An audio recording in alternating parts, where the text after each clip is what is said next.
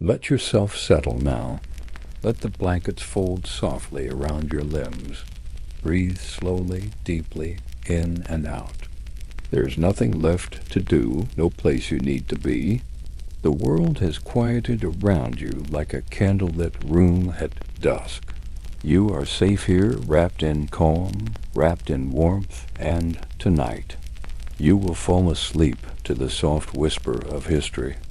A story long forgotten by the rush of modern life, but still lingering like a distant bell tolling across time.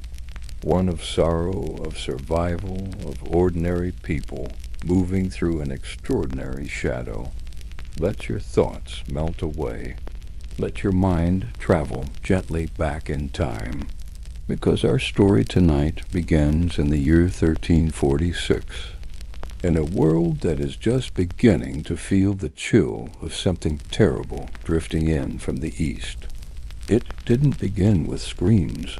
It began with silence, with a ship, a black silhouette on the blue of the sea.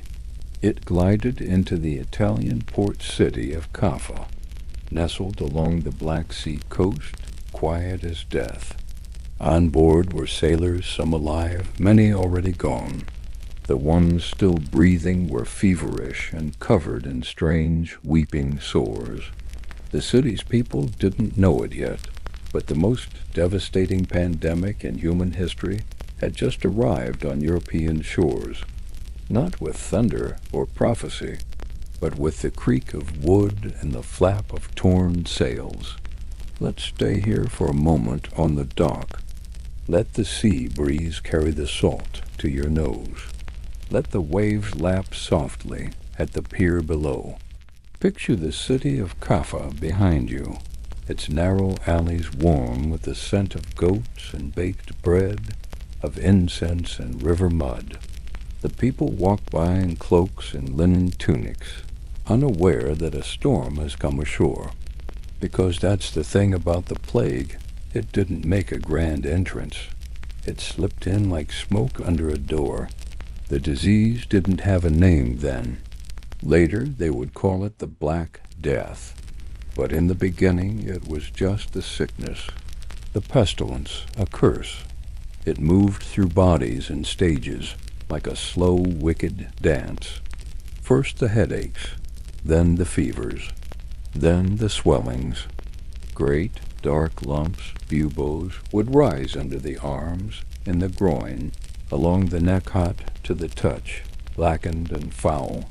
Sometimes they burst, sometimes they didn't. Always they hurt. Always they frightened.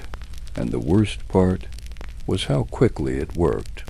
A healthy person could go to bed with a slight chill and be dead before dawn. And still, people tried to understand. They didn't have microscopes. They didn't know about bacteria. But they looked for reasons. In the sky, in the sins of mankind, in the wrath of God. Some said it came from the east, from the lands of the Mongols, where a strange mist had poisoned the earth. Others believed it had spread through foul-smelling air, through miasma. Still others whispered darker things, that the wells had been poisoned, that it was the Jews, or the heretics, or the foreigners. Fear has a way of looking for blame when it cannot find understanding. Let your eyes close now. Let the fear of the past remain in the past, because here in this story there is no need to be afraid, only to observe, only to listen. You are not there. You are only watching, like a slow floating cloud passing above the rooftops of a medieval town. Below you, people begin to whisper of the sickness. They board up their doors. They hang sprigs of rosemary and lavender in the windows, hoping the sweet smells will ward off death. They walk with handkerchiefs pressed to their faces, or carry pomanders, little orbs filled with herbs to keep the bad air away. But it doesn't work. The rats still scurry through the gutters. The fleas still bite, and the plague keeps moving. By 1347, it has reached Sicily, then Marseille, then Pisa. Like a slow ink stain on parchment, it spreads up through Italy and into France, into Germany, into England, city after city, village after village. Monks stop ringing bells because there is no one left to hear them. Churchyards overflow. Graves are dug 3, 4, 5 deep. Sometimes there are no graves at all, just carts rolling through the streets with bells and voices calling out, "Bring out your dead. Let yourself drift now." You are far above the horror. You are only a bird in the rafters of an old cathedral, watching as candles are lit for the departed. The pews are empty. The priest coughs into his sleeve. Even the sacred spaces cannot stop the pestilence. Outside, the town crier has stopped shouting. The tavern is silent. The baker's oven has gone cold. And yet, the sun still rises. The wind still moves the grass. The world is still here. Changed, quieter, but still here. And so the question becomes, how did anyone survive? Let's find out, but not too fast. You are drifting now, slow as a leaf on water. Your heartbeat is steady. Your breath is soft. The plague may be all around, but in this story you are untouched. You are only here to listen. And the next part of the tale will come soon. The survivors, how strange they must have felt, walking through streets that once bustled with music, markets, and chatter, now echoing only with the sound of their own footsteps. The air still smelled like smoke and straw, but something was missing. The warmth of people, the laughter of children, the rhythm of the day. And yet some lived. By chance or by strength, by luck or by providence, they endured. Perhaps they had natural resistance. Perhaps they had avoided the touch of the flea. Or perhaps, as some whispered in churches and shrines, God had chosen to spare them for a reason. Even as they buried their kin, even as they burned their clothes and prayed for mercy, something inside them kept beating a small, slow drum of survival. Imagine, now, that you are one of them. The year is 1349. You live in a small English village tucked into the hills. Your cottage is simple wooden beams, a thatched roof, a hearth that smells of ash and rosemary. The fields beyond your window used to be golden with wheat, but now they are overgrown, untended. The plow lies rusting beside the fence. Your neighbors are gone. The church bell hasn't rung in weeks. But you are still here. You rise in the morning and gather water from the stream. You light your fire with trembling hands. And at night you sit quietly in the doorway, staring at the moon, wondering when this silence will lift. They called it the Great Mortality. Not the Black Death, not yet. That name would come later, when poets and priests looked back with awe and fear. But to those who lived it, it was simply death. Death everywhere, in every house, on every street. It didn't matter if you were rich or poor. Lords and ladies died just as swiftly as servants and peasants. In castles and in cottages, the disease made no distinction. Some kings tried to flee to the countryside, locking themselves in their manors with guards and feasts. But the rats could find anyone. The fleas traveled in clothing, in blankets, in shadows. No one was truly safe. Even medicine, such as it was, failed. The physicians, those eerie figures in long cloaks and beaked masks, filled their pouches with sweet-smelling herbs. Believing that fragrance could block the poison air, they lanced the buboes. They bled their patients. They applied leeches and crushed emeralds into wine, but none of it worked. The sick died anyway, often within a day or two of symptoms. And still the doctors wrote. They scribbled their thoughts into thick books, hoping that future generations might understand what they could not. And in some strange way, they were right. Hundreds of years later, we would learn that the true cause of the plague was a bacterium Yersinia pestis, carried by fleas, who lived on black rats, those shadowy creatures who followed humanity like ghosts. But the people of the 14th century didn't know this. They only knew fear and guilt and confusion. Many believed the end of the world had come. Flagellants marched barefoot through towns, whipping themselves with leather cords, hoping to atone for the sins of man. They sang hymns soaked in sorrow. They cried out to heaven. Others turned on their neighbors, accusing Jews of poisoning wells, of bringing God's wrath upon the earth. Pogroms broke out. Whole communities were slaughtered. Fear became fury, and history remembers both the dead and the madness that came with them. Breathe in. Let that part go. You are not in the chaos. You are only listening, safe, warm, a silent observer in a distant past. Let the winds of time drift past your ears. Feel the soft wool blanket around your shoulders, the flicker of candlelight behind your eyelids. You are not in 1349. You are only visiting.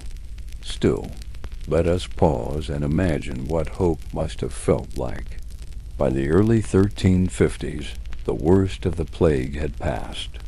The fires were still burning in some towns, but the rate of death had slowed. Slowly, people emerged from behind boarded windows. Churches began to ring their bells again. The fields, once abandoned, were tilled by trembling hands. And children, the ones who had survived, laughed again in the dirt roads between houses. Not many perhaps, only a third of Europe's population remained, but enough to begin again. In England alone, it is estimated that nearly half the population perished. France and Italy suffered similar losses. Entire villages vanished. Farms were swallowed by weeds. And yet, something else happened too. With so few workers left, the survivors began to demand more for their labor. Serfs walked away from their lords and never returned.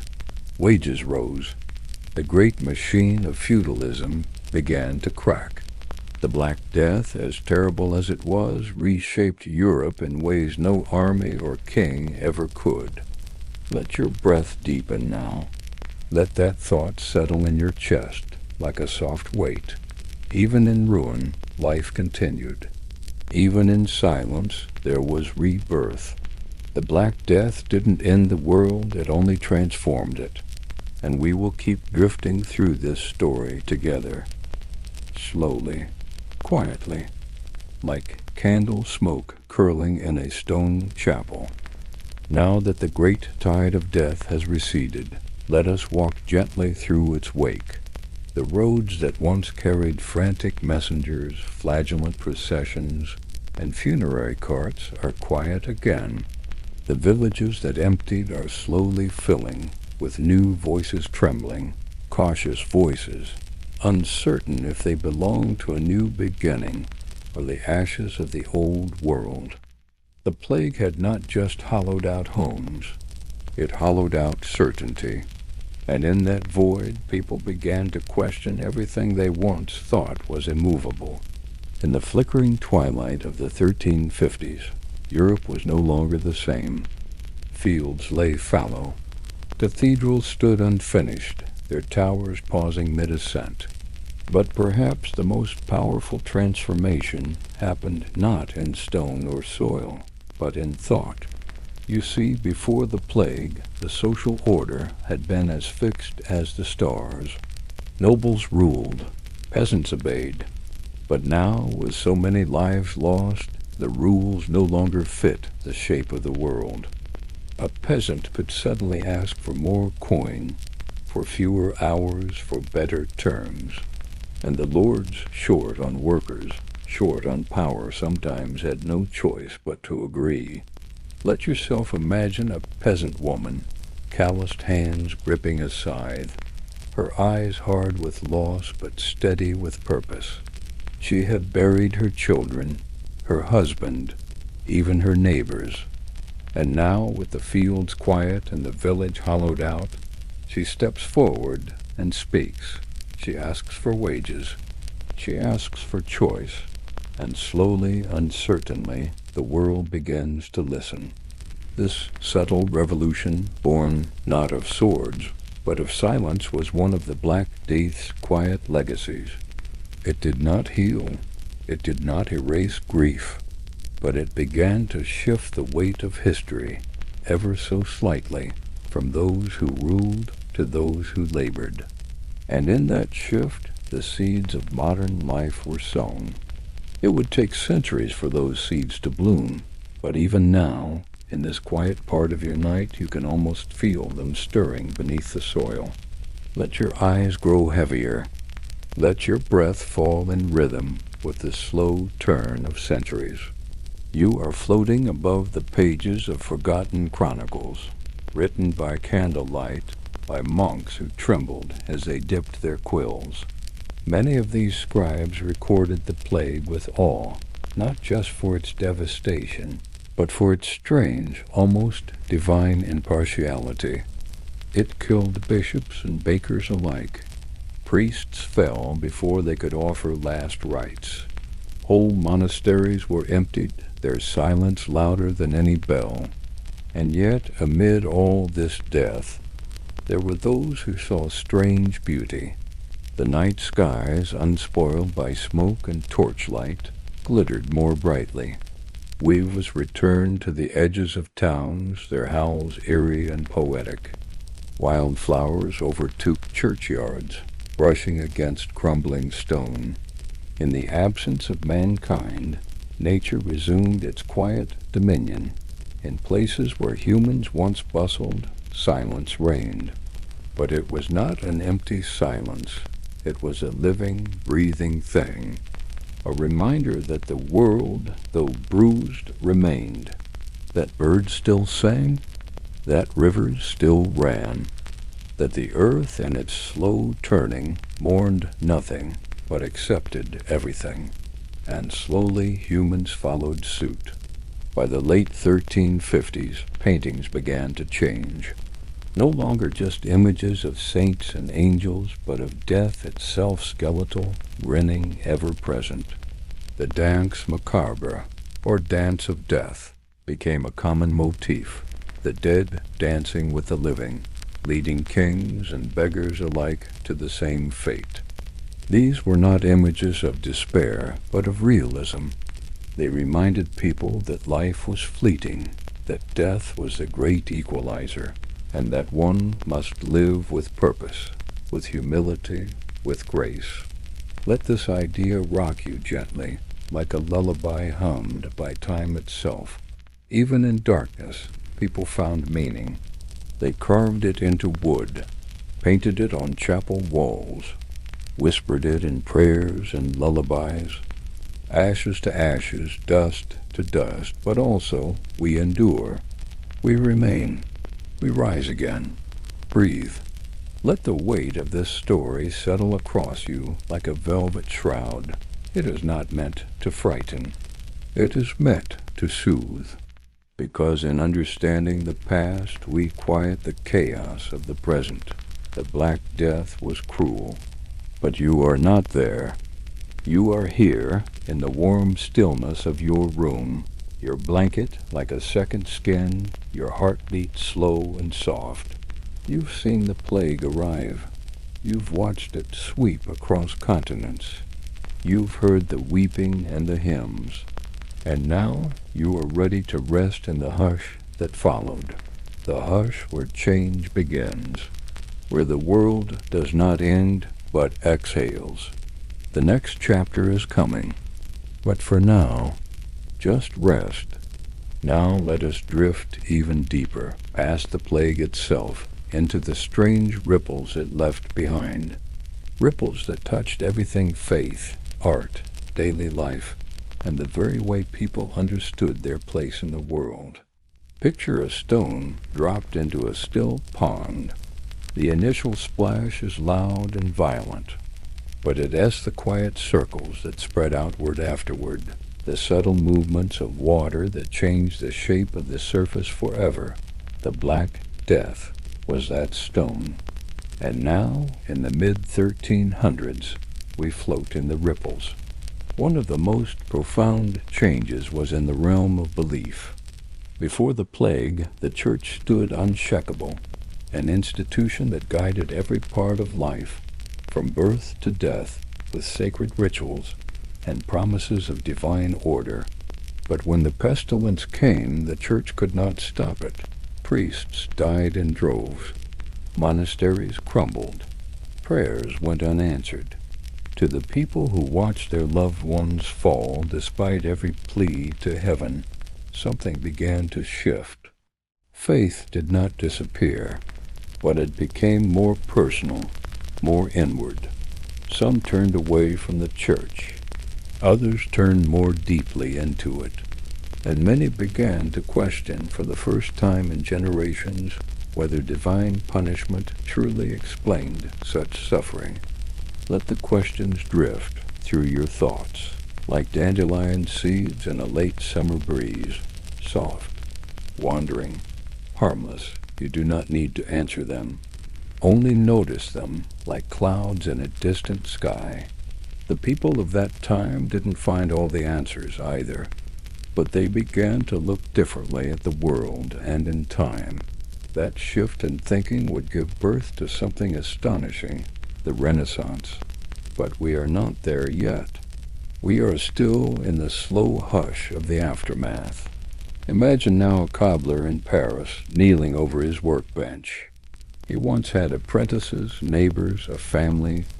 Now the shop is quieter. He works slowly, thoughtfully. Each shoe he repairs is not just for trade, but for something else. A remembrance, a continuation. He hums as he works. He watches the dust dance in the beam of morning light through the shutters. He doesn't say much anymore, but he makes things. And that, too, is survival. Across Europe, people turned to craft. The plague had taken so much, but in its silence, it left space to reflect, to build, to make beauty where once there had only been structure. Artists painted death, yes, but also life. Gardeners planted not just crops, but flowers, seeking color. Women embroidered cloth with images of angels and vines. Children drew little suns in the dirt with sticks. In the wake of ruin, there was still art, still music, still breath. You may wonder, curled in your bed now, what daily life looked like after the plague. It depended on where you were. In some towns, nothing remained but ruins. In others, life slowly resumed, changed, but recognizable. Food was more abundant, fewer mouths meant more to go around. For a time, the air even smelled cleaner. But there was a new quietness in people's behavior. They spoke a little more softly. They gathered a little more thoughtfully. The memory of loss lingered, not like a wound, but like a scar faded, but felt. Take a slow breath. Let your body rest like an old village road, cool under the moonlight, empty of footsteps for now. The candles are low in every house. The windows are shuttered. Inside, people sleep with dreams full of old names, old songs. They are healing, slowly, like you are too. In this softer time, laws began to change. The Statute of Laborers was passed in England in 1351. an attempt by the nobility to force peasants to work for pre-plague wages. But the world had already shifted. The workers knew their worth now. Rebellions would rise in time quietly first, then louder. The peasants' revolt, the Jacquerie in France, murmurs of a society straining against the old boundaries. All of it rooted in some way in the devastation that the plague had sown. The people who lived through the Black Death had seen the bones of the world laid bare. They knew what could break, and they also knew what could endure. Let this thought carry you deeper into rest, that after great darkness there can be light, not always bright, not always quick, but steady, gentle, like dawn spreading its fingers across stone walls, like bread rising slowly in a clay oven, like breath returning to the chest of someone who thought they had none left to give. The story of the Black Death is not only one of sorrow, it is also one of change. And as we drift further into this tale, you will feel that shift away from loss and toward resilience. But for now, let your eyes close a little more. Let your muscles sink. Let the silence be comforting, not eerie, because this silence is earned.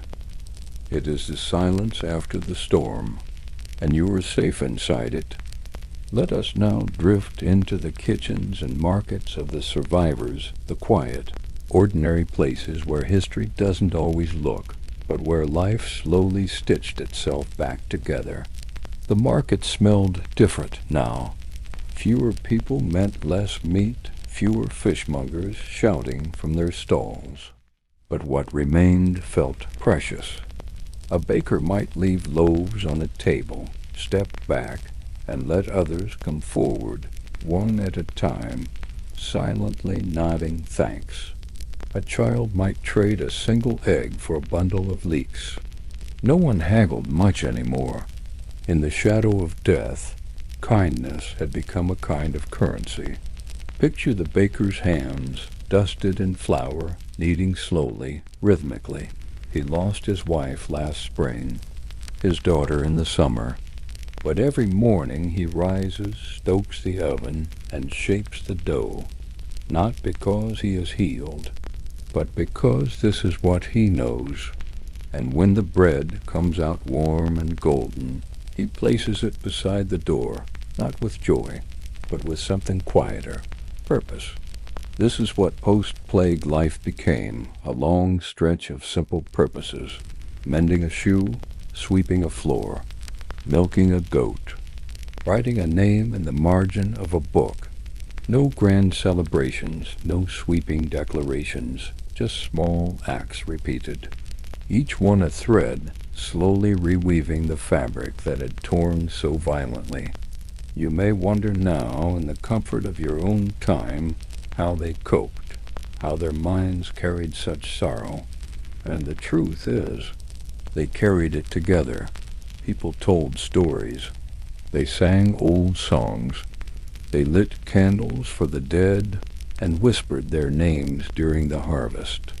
In some towns, plays began to return, not the boisterous comedies of before, but slow, reflective pageants about saints, sins, and salvation.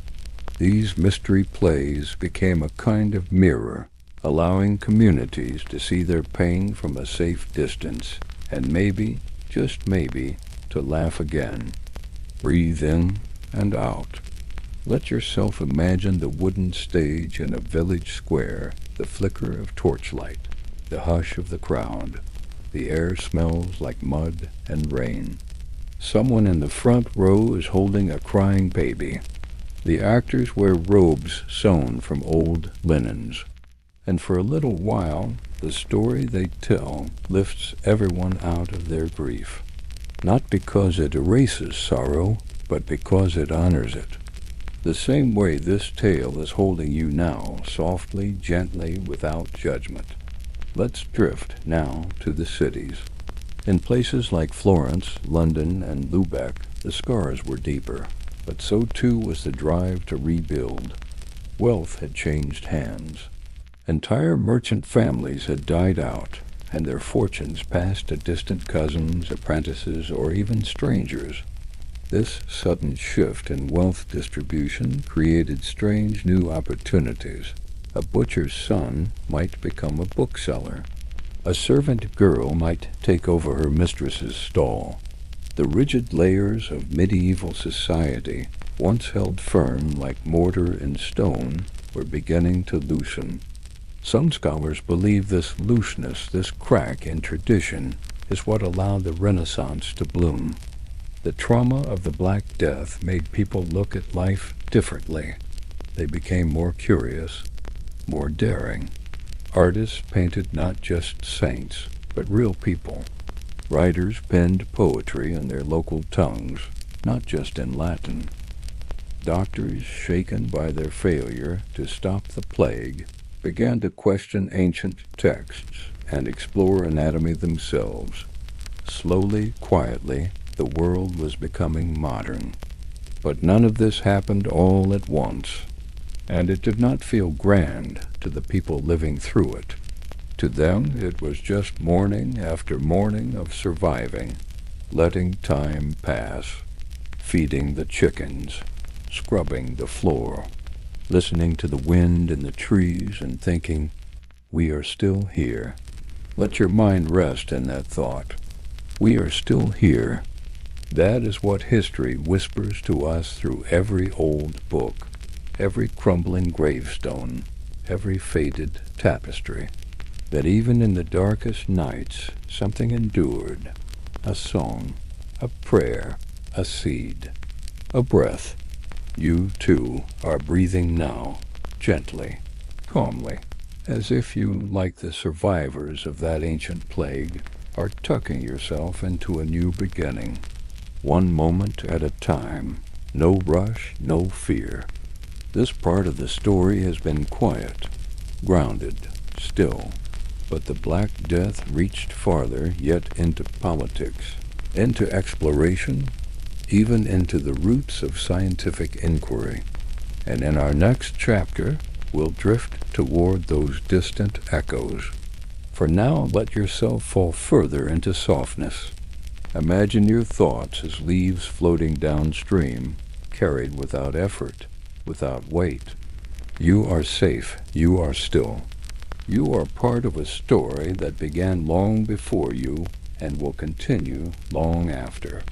Let it carry you. Let it soothe you. Let it hold you in the quiet like a warm blanket after a long winter.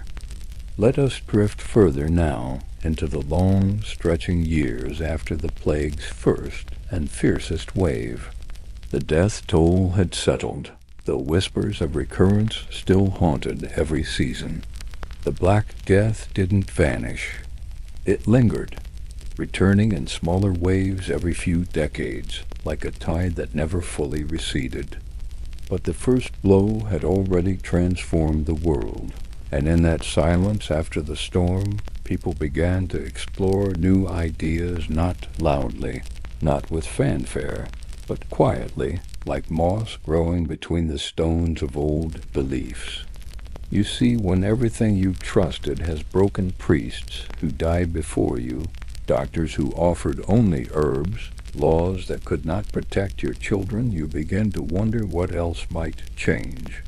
And that wondering, soft and slow, was the heartbeat of transformation. Take a breath. Now imagine a physician in the late 1300s. His robe is long, but less formal than those worn before the plague. He doesn't trust astrology as much as his mentor once did. Instead, he's begun dissecting animals in secret, observing blood, bone, muscle, taking notes by candlelight. He's not allowed to do this, but after seeing the plague rot flesh and blackened fingers, he wants answers that books no longer give. He wants to understand the human body, not through theory, but through touch. This quiet rebellion will echo for centuries. Science, in its earliest trembles, was waking up from dogma's deep sleep. And yet, the people of the time did not feel revolutionary. They felt cautious, changed, curious. Some feared this curiosity. Others embraced it. But all of them carried the weight of what they'd lived through, and the strange permission it gave them to question the world. Let that idea settle over you gently, like dust motes falling in a shaft of morning light. There is something sacred about questions. They open windows in rooms you thought were sealed forever, and in medieval Europe, those windows began to creak open, not just in medicine, but in art too. After the Black Death, painters turned their brushes toward mortality, not to glorify it, but to acknowledge it. Gone were the perfect golden halos and untouchable saints. In their place came images of skeletal musicians, crumbling corpses dancing with kings. It was called the Danse Macabre, and it appeared in murals, tapestries, woodcuts, not to horrify but to remind that death does not discriminate, that even in beauty there is rot, and perhaps most powerfully, that even in rot there can still be beauty. Breathe that in. Let it comfort rather than chill you, because what these paintings whispered was not despair but honesty, a kind of emotional clarity that comes only after great loss. The medieval mind did not flinch from death. It lived beside it, and in doing so, it found strange peace. Imagine walking into a small stone chapel in Germany around the year 1400. On the wall is a mural dozens of figures, popes, peasants, nobles, merchants, all holding hands with skeletons. The figures are not screaming. They are dancing. The bones are grinning. A flute is being played, and above them, in careful script, is a single line of Latin. As you are now, so once was I. As I am now, so shall you be. A soft truth. A lullaby, really. One that says, don't run from death. Walk with it. Dance with it. Understand it. Let this image become part of your dream. Now step outside that chapel. The air is cool. The town is quiet. Most of the buildings still bear black X's on their doors from the plague years, faded but not forgotten. And yet, life moves. A woman hangs laundry. A man shoots chickens from the road. A boy draws a circle in the dirt with a stick. No one is rushing. No one is shouting. The pace of life is slowed, as if the whole world is holding its breath, grateful simply to be breathing. That, too, was the legacy of the plague. People learned to value slowness, to notice things they once ignored. The sound of a ladle scraping the bottom of a pot, the creak of floorboards under bare feet, the rhythm of church bells echoing through a misty morning. Small, steady things, the kind that hold you together when everything else falls apart. And you, here in your quiet room, are invited to do the same. Notice the weight of your blanket, the softness of your pillow, the warmth behind your eyelids. These are the details that rebuild the world. These are the breaths that follow a storm. Let yourself drift with them. We have more to explore: how cities changed, how books were written differently, how the future began to form out of the ashes of the past. But for now, stay here in this stillness. Imagine a world not gone, but changed, not ruined, but rerouted. Deep beneath the soil, new shoots are pushing upward, and you are part of that growth. Just by resting, just by remembering, just by breathing. Now, as the world continues to breathe in the quiet aftermath of the plague, Let us wander gently through the cities, those tall, clustered places where stone and soul held hands through suffering. London, Florence, Bruges, Lubeck. Their streets still remember. Listen closely, and you can almost hear it. The clatter of wooden carts, the distant chiming of bells, the soft hush of footsteps on cobbled alleys. These cities were not erased. They endured, and in their enduring, they began to change. Imagine yourself standing in the center of Florence. The air is tinted with the scent of olive oil, wool dye, and brick dust. Before the plague, this city had been swelling, bustling with trade, aristocrats, artists. But now it feels looser, more open, as though the population loss carved out space, not just physically, but emotionally, space for new ideas, space for reinvention, and reinvent they did. In Florence and elsewhere, guilds opened to new members. Skilled workers, once bound to their berth, could now rise. A stonemason might become a master.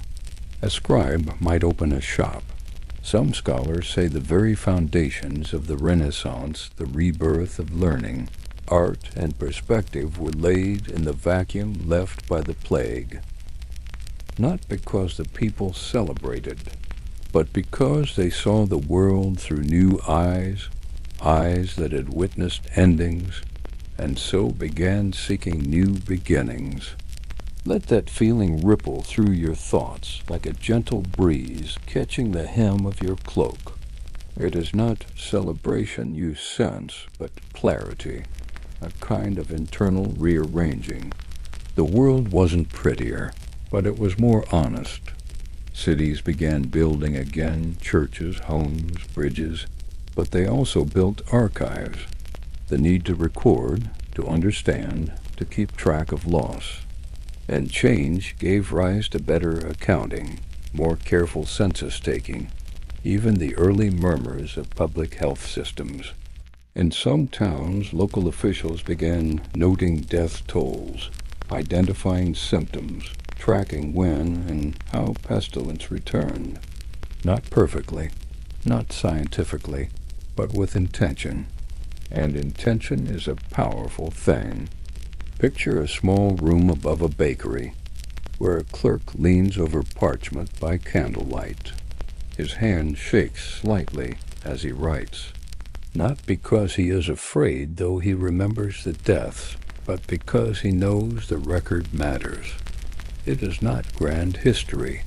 It is just names, but names written down become memory, and memory becomes continuity.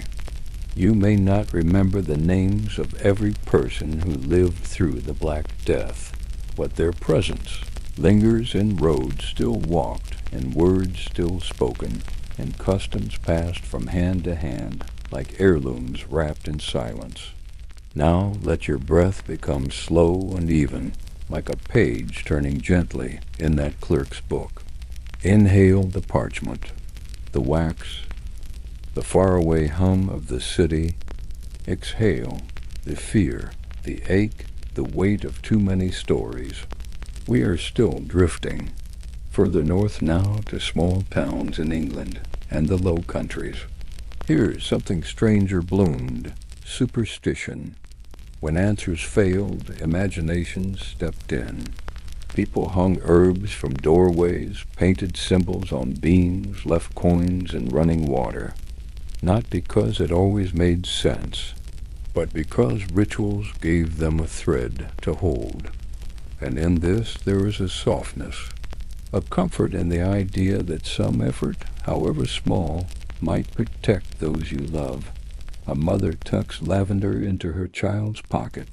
A shepherd mutters a rhyme before tending his flock.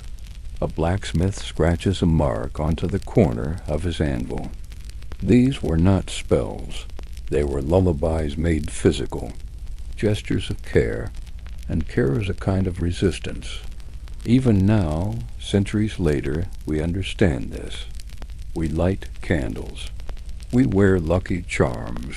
We touch wood, cross fingers. The plague may be gone, but the human need to protect through ritual has not faded. Let your thoughts curl up in this idea like a cat by a hearth, that simple gestures done with love matter, that the world may be large and chaotic, but your small part in it is real and felt and enough. By the end of the 14th century, the Black Death had become a memory, but not a forgotten one. It shaped how people dressed, spoke, prayed, and planned. Entire generations grew up never knowing the full weight of the time before. To them, life had always been touched by loss. And so they made new stories, new songs, new ways of living. And those ways carried forward into the next century, and the next, and somehow, into you. You are not so far removed from them, you know. You sleep beneath a roof as they did. You dream of loved ones as they did. You breathe deeply and slowly, just like someone once did after burying their past and walking barefoot into the sunrise. Let that image settle into your chest like warm tea. You are the continuation, and you are safe. The story is not finished. We still have winding alleys to explore, more customs, more echoes, more strange and lovely facts nestled inside old parchment and memory. But for now, let the silence deepen. Let the candle burn lower. Let your mind float in the still waters of remembrance. You are held. You are whole. You are home. Let's now follow one of the smaller streams of consequence, often overlooked, yet rippling gently through the centuries, the way the plague changed faith. In the high cathedrals and quiet roadside shrines, belief itself began to shift. Before the plague, the church was the towering center of life. Its bells marked the hours. Its rituals marked the seasons. Its priests held the keys to both healing and salvation. But when the pestilence arrived, those bells rang for the dead more than the living. The rituals no longer saved. The priests, many of them, died too. Imagine yourself in a tiny stone chapel. The windows are narrow, and the air smells of old wax and damp linen. A few villagers kneel in silence. Their priest, young and newly arrived, wears a robe that doesn't quite fit. He fumbles over the Latin. His hands shake as he lifts the host, but no one judges, because he showed up, and that now is enough. This shift from faith as certainty to faith as presence echoed throughout the medieval world. People began forming their own quiet devotions. They sang hymns not prescribed by Rome, but born of their own grief. Some turned to mystics, others to holy relics, others still to visions and dreams. The church remained, but its power began to decentralize, slowly, softly, like sand slipping from a clenched fist. In places like England and Bohemia, new religious movements stirred calls for reform, for scripture and common tongues, for simpler rituals. They were not always welcomed. Some were persecuted. But the mere fact that they existed speaks to how deeply the plague had shifted the soul of Europe. When death takes everything, people begin to ask why, and the old answers are no longer enough. Let your mind rest in that chapel. Listen to the rustle of garments, the occasional cough, the creak of an old bench. It is not grand, but it is real. It is human. And there is peace in that. Now let us wander again, this time through the fields. Agriculture had changed too, though slowly. With fewer laborers alive, the balance of power began to tilt.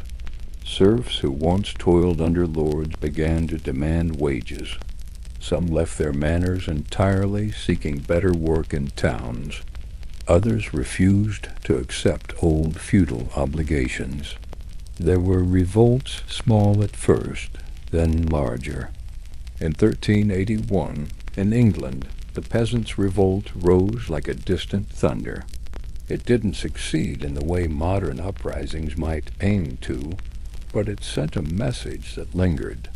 The people had seen the world fall apart, and then they had helped rebuild it. They were no longer willing to be treated as invisible. They had value measurable, not just in labor, but in survival. Let that truth warm you. The idea that suffering, while not noble in itself, can awaken the quiet power of the ordinary. That grief can make space for dignity. Even the soil seemed to sigh differently after the plague. With fewer hands to work it, fields lay fallow longer, and in some cases the land healed. Wildflowers returned. Forests crept back. Wolves were seen on the edges of old farmlands, their yellow eyes blinking curiously from the brush. It's said that in parts of Europe, the silence of the countryside after the plague was so deep, you could hear wind blowing through hollow tree stumps like flutes. Imagine that sound now, thin and airy, like a lullaby played by the earth itself. In that silence, new questions took root. What does it mean to live well? What does it mean to die well? What stories will be told about us? You don't have to answer them now.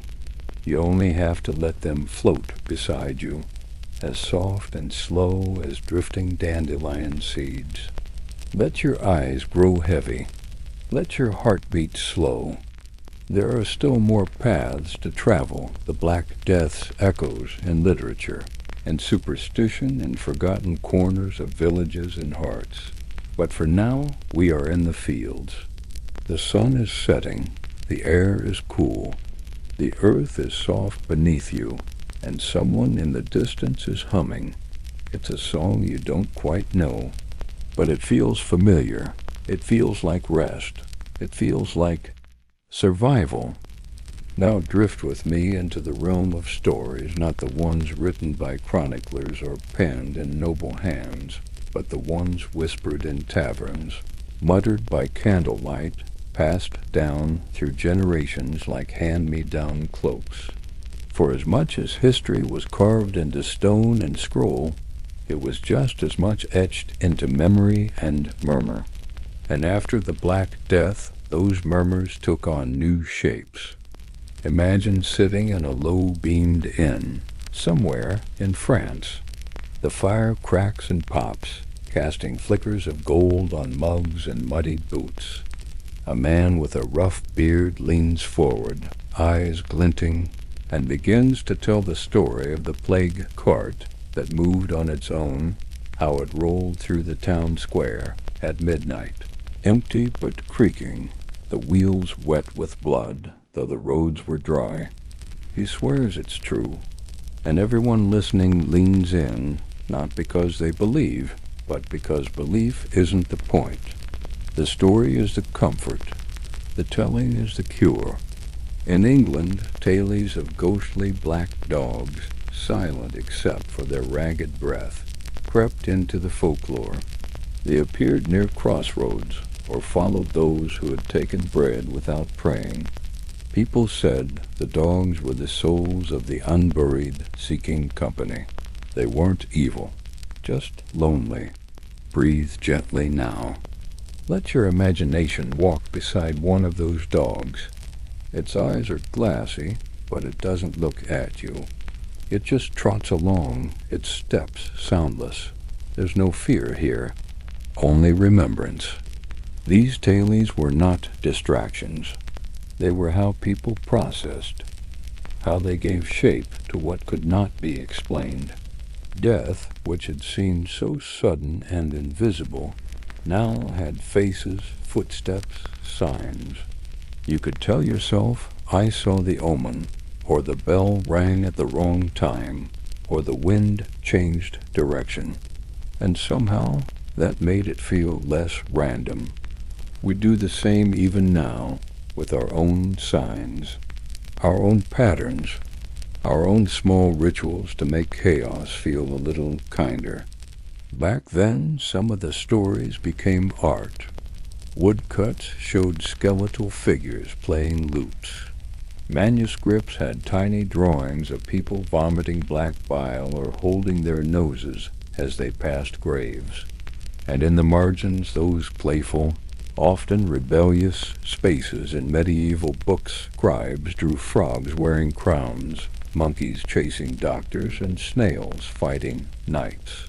It was as if, in the wake of so much darkness, even scribes had to laugh quietly, carefully, but laugh all the same. Let that soften your thoughts. There is something beautiful about laughter after sorrow, not in spite of it, but because of it. It is the brain's lullaby, a chuckle in the dark that says we are still here, and they were still here. By the 15th century, Europe had begun to look different, not fully healed, but altered. In places, buildings were newer. In others, ruins had been swallowed by ivy and time. Some villages vanished entirely abandoned when too many had died to sustain them. These were called plague villages, and if you visit certain hills in England or valleys in Italy, you may find them, clusters of stone walls half covered in grass, no longer marked on maps. Pause there, picture a silent field, a few mossy stones, a broken fence, and under it all the memory of laughter, of arguments, of lives once lived in the rhythm of seasons. The silence is not empty, it is full of what once was. Let that hush carry you deeper into calm. Even now, archaeologists uncover the traces of that time. Mass graves near monasteries, jewelry left behind in haste, skeletons curled around each other, one hand still resting on the other's ribs. The plague was not just a number in history, it was a human thing. 1,000 lives, each with its own thread of fear and courage, of giving and grieving. And the earth remembers.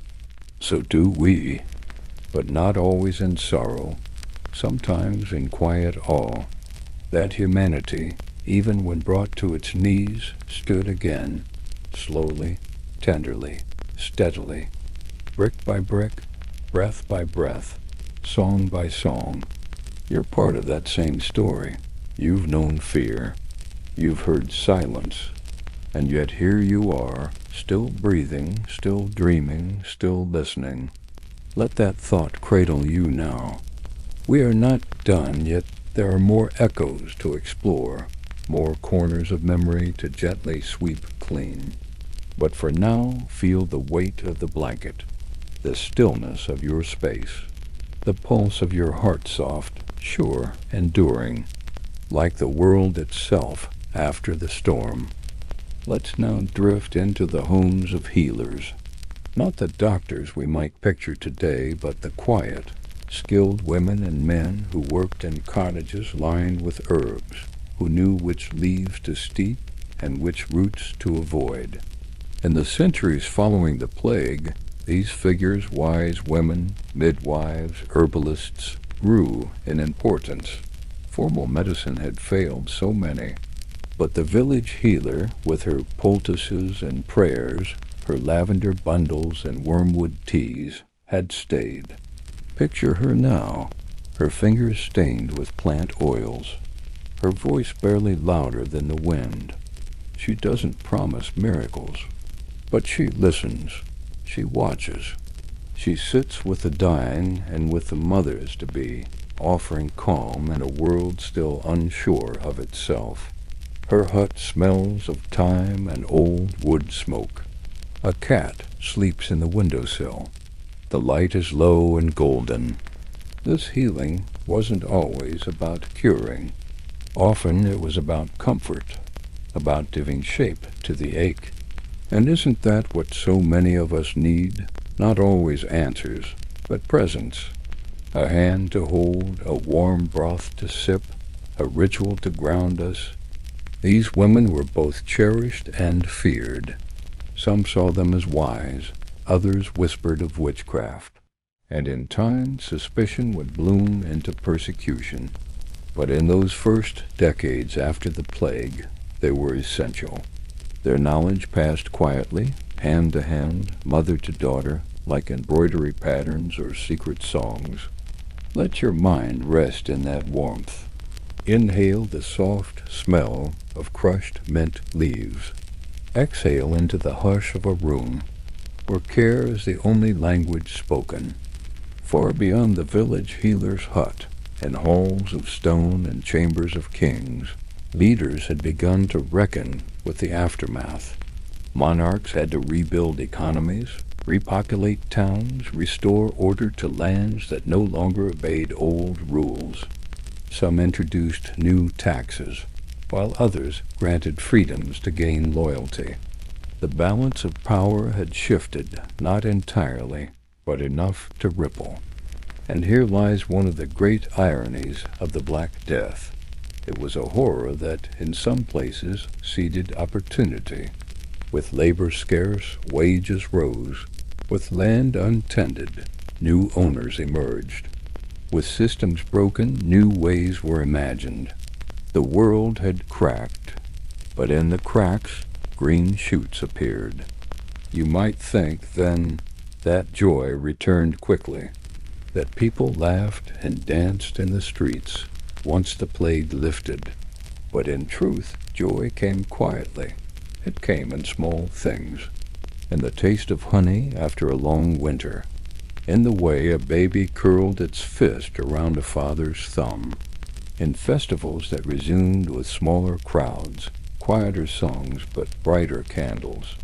Let your thoughts settle in one such festival, a town square, lanterns swinging from ropes overhead, musicians playing a slow, lilting tune on pipes and drums, children chasing each other between puddles. No one speaks of the past, but everyone carries it, and yet they smile, because to live again after nearly losing everything is to find beauty in things once overlooked. You may have felt this too, after your own storms. How soft the world becomes when the noise quiets. How precious it feels to simply sit still. How much meaning a sunset can carry. In those post-plague years, art began to reflect that shift. Painters started to show emotion in faces. Writers described not just deeds but feelings. Even architecture grew more human buildings with wider windows, gardens tucked into corners, courtyards made for gathering, not just grandeur. History remembers the plague for its devastation. But if you listen closely, you'll also hear a second story, one of resilience, reinvention, and the quiet triumph of continuing. Let that story carry you now as you drift deeper into stillness. Imagine the hush of those wide windows, the light pouring in, the dust motes dancing like stars. You are safe. You are resting. You are like the world after the plague, finding a new rhythm. And we are nearly there, nearly to the softest part of the tale, where the echoes fade and only peace remains. Now let's drift into the realm of medicine, as it was reimagined in the centuries following the plague. Before the Black Death, much of European medicine was rooted in ancient theory, Galen, Hippocrates, the balance of humors. Illness, they believed, was caused by an imbalance of blood, phlegm, black bile, and yellow bile. Doctors would prescribe leeches, scented pomanders, or bleeding to bring the body back into harmony. But when the plague arrived, these remedies failed, completely and suddenly. Picture a physician standing in a grand library in Padua, his fingers resting on old scrolls, his eyes wide, not with confidence, but with doubt. He's watched patients die despite his every effort. He's lost colleagues. His tools are clean, but his understanding is not. The old texts no longer comfort him, they confuse him. He closes one, then slowly opens a new one written by a peer who observed, tested, wondered. This is how the early spark of modern medicine begins to flicker. Let that flicker warm your thoughts. In some places, new schools of thought began to emerge. Doctors started to look at the bodies themselves, not just theories. They dissected, studied anatomy, drew what they saw. The human body was no longer a mystery veiled in superstition. It was something to understand. Slowly, gently, medicine shifted from being wholly speculative to something more empirical, more grounded in what was real and observable. And this transformation, too, can be traced back to the silence left by the plague. When the old ways collapsed, people dared to ask, what if there is another way? Breathe into that idea. The idea that disaster, while never welcomed, sometimes loosens the grip of fear just enough to make curiosity possible. Not all advances came quickly, nor evenly. There were still charlatans, still dangerous cures, still centuries of trial and error to come.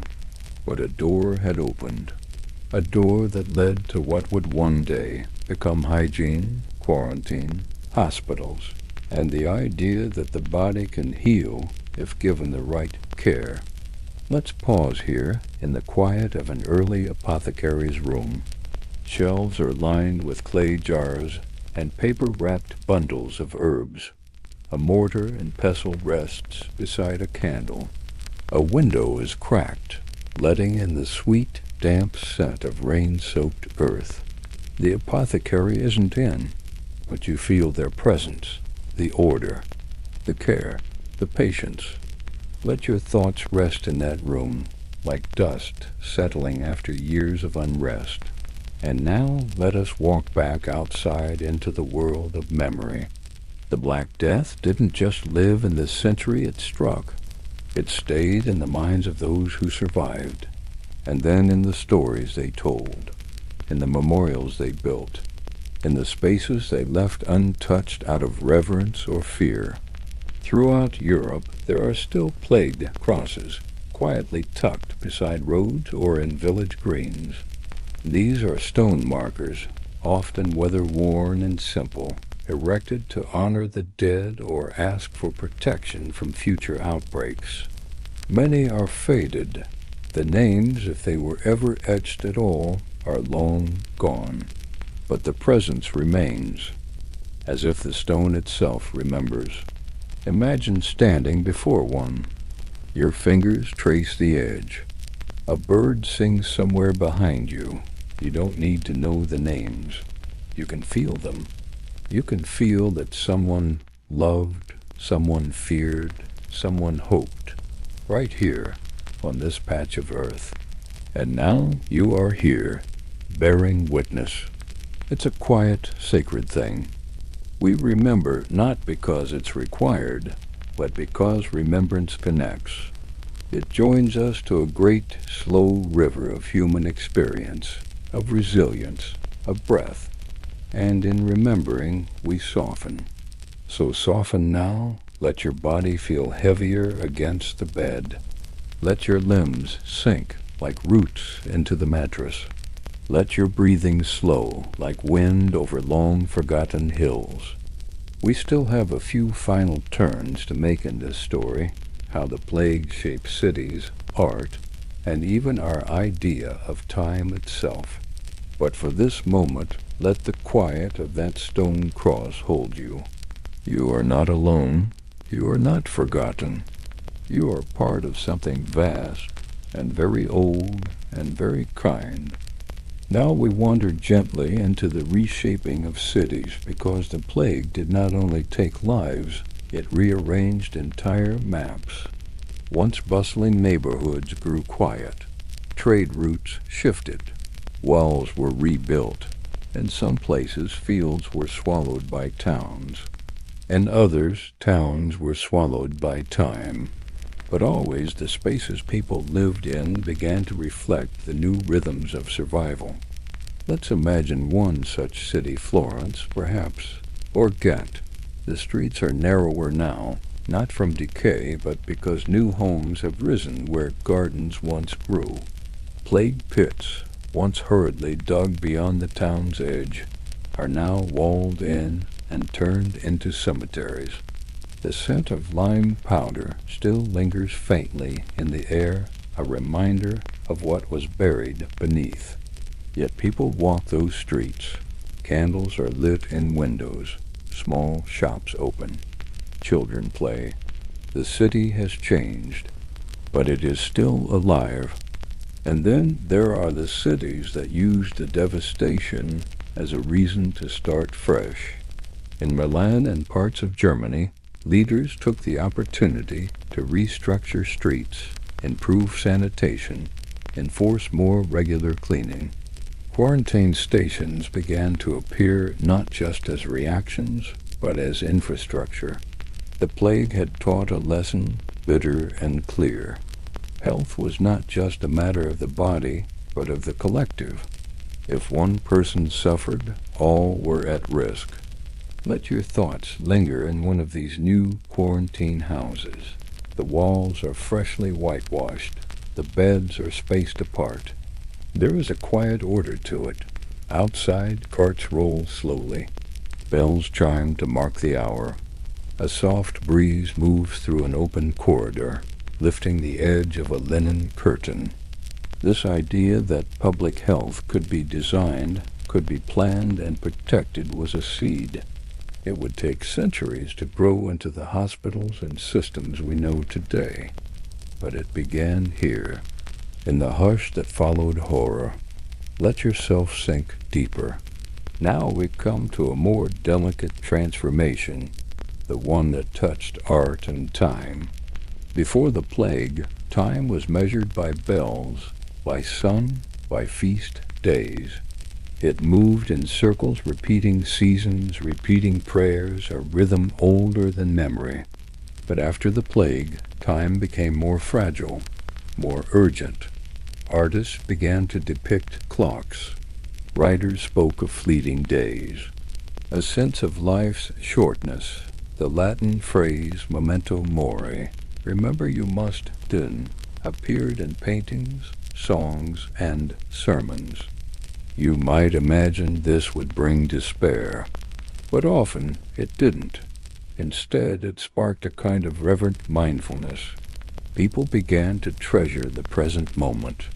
They painted not only saints and kings, but ordinary faces, women with tired eyes, boys holding fruit, old men smiling.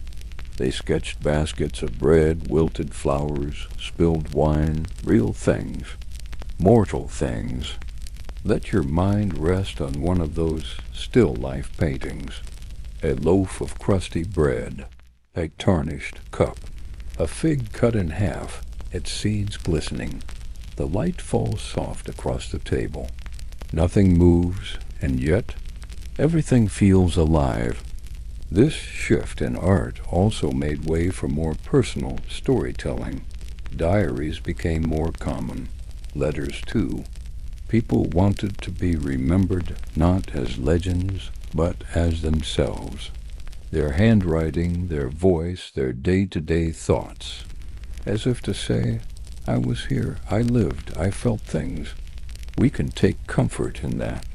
Even now, centuries later, you are hearing echoes of those hearts. You're part of that long human line, breathing where they once breathed, wondering as they once did. Let that settle you. You are not floating alone. You're drifting gently on a sea of shared memory. And still the ripples of the Black Death continued. In its aftermath, universities began to change. Law, medicine, philosophy, they all adapted. In places like Bologna and Oxford, young scholars sat in wooden halls by candlelight, reading new texts. Some argued about anatomy, others about the role of the stars. But all of them, in some way, were responding to what had been lost, trying to build a world that could make more sense of the next time something broke. And isn't that what we all do? Try to build meaning from what hurts? Try to understand, not just survive? You don't have to answer now. Just let the thought drift, like smoke curling from an extinguished candle. Let it rise and vanish into the softness of your space. The final chapters of this story are near. They are slow and gentle and quiet, as all endings should be. But for now, breathe. You are safe. You are surrounded by centuries of survival. You are almost home. And now we wander into the gentle final echoes, the long aftermath, where the Black Death was no longer an event, but a memory woven into the bones of the world. It no longer burned at the center of each day, but lingered quietly in the margins of life like a half-forgotten dream or a crease in an old blanket that no one bothers to smooth. Even the language of mourning began to shift. In the decades after the plague, wills became more specific. People left behind combs, rings, wooden bowls not just for utility, but for remembrance. Give this to my sister, because she always liked the sound it made. Bury me with this cloak. It kept me warm when I was afraid. It was as if people began to see objects not as tools, but as witnesses. Silent things I had shared in love and grief, and deserved a resting place of their own. Let your mind drift now to a small wooden chest, tucked under a bed, inside a pair of leather shoes. A folded letter, a dried sprig of rosemary. No one opens the chest anymore, but still, it holds something sacred. Not the items, really, but the gesture, the act of keeping, of honoring, of remembering. By the 1500s, much of Europe had begun to look forward. Exploration, reformation, new lands, and ideas. And yet, tucked into every corner of that newness was a faint, familiar shape. In old songs, in garden superstitions, in the way mothers washed their children's hands just a little longer than needed, the Black Death had imprinted something deep. A caution, a reverence, a reminder. You may notice this in your own life the way some moments feel heavier, not because they are sad, but because they carry the weight of all that came before. The way silence can hum with invisible history. Let that hum settle into your chest now. Let it lull you. As cities evolved and empires shifted, the story of the plague slowly became something people studied rather than survived. Scholars tried to count the dead, to trace the origins, to find the first rat, the first ship, the first cough. But history resists clean lines. What they found instead was a pattern of story, not of one beginning, but many, and not of one ending, but 1,000 quiet returns, because the Black Death didn't vanish. It receded, then came again, then softened, then flared. And over time, it became less about terror and more about how humans carry on in the face of what cannot be controlled.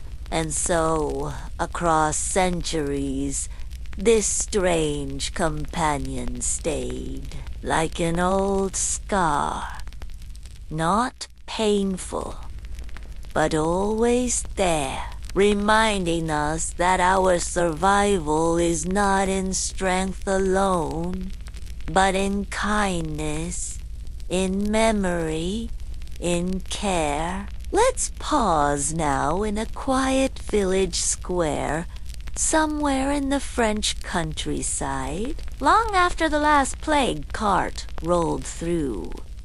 The sky is pink with dusk. The cobblestones are warm beneath your feet. A child is laughing somewhere, chasing a hoop. A baker closes her shutters. The air smells faintly of yeast and lavender. You walk slowly, not toward anything urgent, just through, just past it. The world is quieter than it used to be, but not empty. No, never empty. It is full of people who learned to live with grief, not by denying it, but by planting flowers over the graves, not for beauty, but for memory.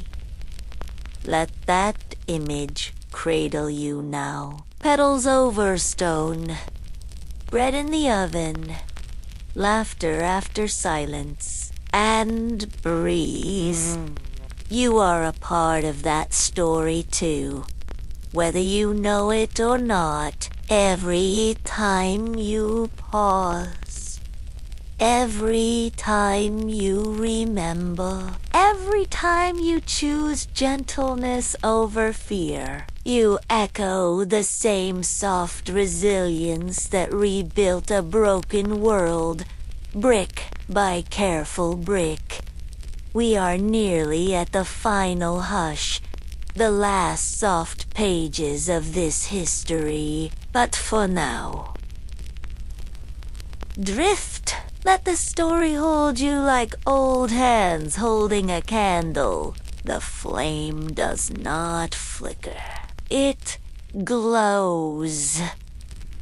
Let your breath slow now as we step quietly into the realm of legacy. Not the kind carved in stone or etched into grand monuments, but the quiet, living legacy that hums beneath modern life, the parts of the Black Death that still shape our world without us even noticing. It lives in the way we think about public health, in the systems we've built to track and contain illness, to clean our water, to ventilate our buildings, to isolate when needed. It lives in the word quarantine itself, once a practice in the ports of Venice, requiring ships to wait 40 days offshore before docking. It lives in the masks, in the routines, in the idea that one person's illness can become everyone's responsibility.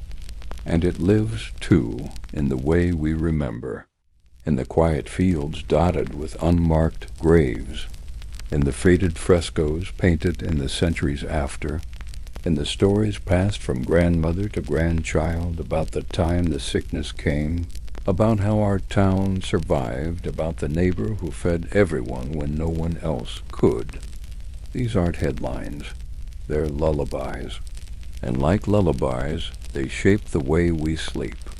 Let's drift now to a modern city street. Cars hum in the distance. Neon glows softly in a cafe window. You walk past a mural painted on the side of a building. You don't recognize the figures, but they're dancing, joyfully. Around them are vines and skulls, candles and wheat. You don't stop.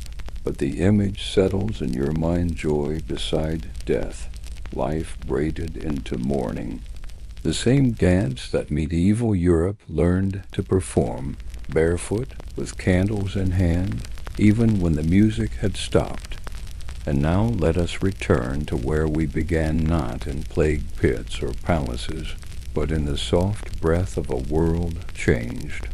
A world made more tender, not less by what it endured.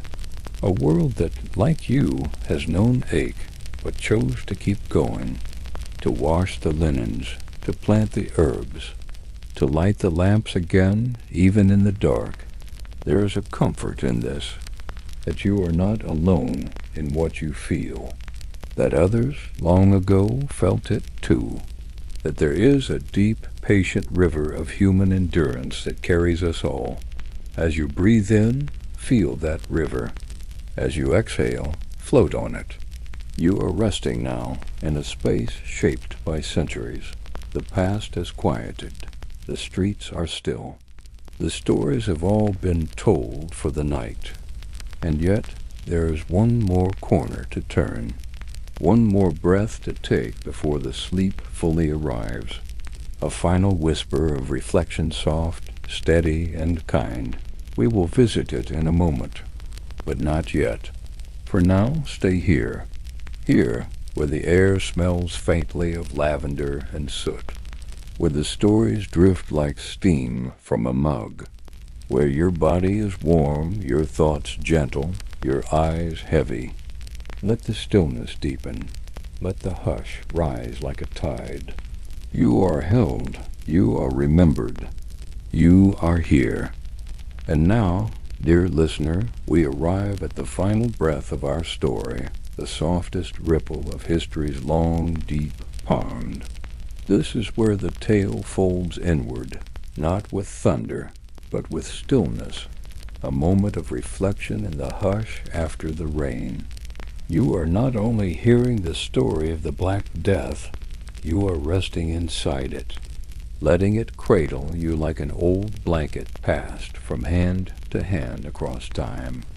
You see, history does not end, not really. It simply changes its shape, becoming something gentler, something easier to hold in the quiet dark of your room. The Black Death, for all its devastation, became a turning. It turned minds toward science, cities toward sanitation, faith toward both doubt and deeper compassion. It did not end the world, but it reshaped it.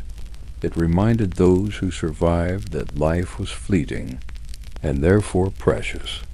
We may never know the names of most who died, not their faces, not their final thoughts, but we know how they lived. They tilled fields, they loved their children, they lit candles against the dark. And that is how they survive, not in textbooks, but in the way we walk through our own days, in how we pause to notice, and how we care when no one is watching. Let your mind drift now to a quiet garden. It's early spring. The frost is melting into the soil. You can smell damp earth and rosemary. A single bee bumps lazily from flower to flower. In the center stands a stone bench, worn smooth by time. You sit. You breathe. You are not in a plague year. You are not in a palace or a battlefield. You are in a garden, surrounded by the ghosts of survival. And they are not frightening. They are gentle. They are watching with soft eyes. In the distance you hear a bell, not a warning, a welcome. The kind of sound that tells you the village is waking. The day is beginning. And you, wrapped in warm blankets, are still resting, safely tucked into your own corner of the world. Let the final light of this story fade slowly, like the sun behind a misty hill. The Black Death came, and it passed, and in its place 1,000 small lives were rebuilt quietly, patiently, lovingly.